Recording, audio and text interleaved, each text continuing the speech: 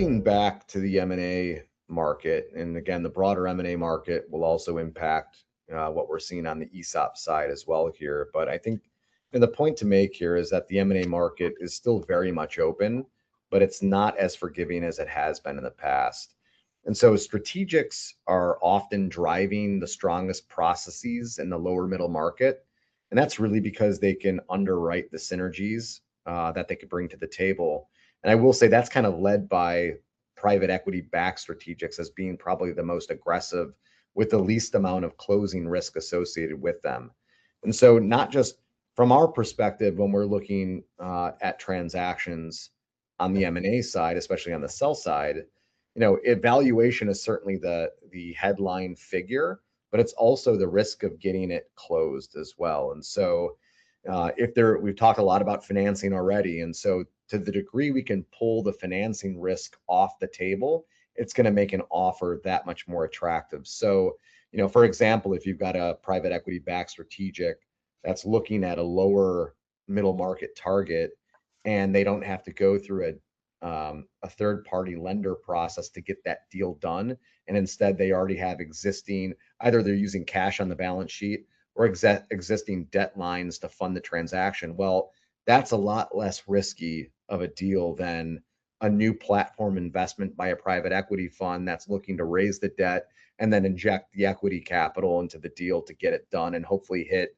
their return dynamics along the way as well. And so from our standpoint, we're looking at a couple different things. But sponsors still are very active and they're highly selective on platforms. But I will say, if they have a thesis in a space and it's a platform that they really want, they will pursue that platform very aggressively, and in many cases more aggressively than the strategics in that space. What's really changed in how the structures? Has there been a change in 25? Do you see a change in 26? Not only that these new ideas, but is it they more aggressive on any of these items, whether it's earnouts, capital stacks, or the amount of equity required? It's a great question. So again, I think for prime assets, prime companies that are well positioned, you're still able to avoid a lot of the earnouts, the escrows, the high equity rollovers, and you're still able to command all cash deals. Now, you may want to roll over anyway because you like the process, you like the new partner, you like what you believe that your equity can turn into down the road, but you're able to kind of avoid those earnouts.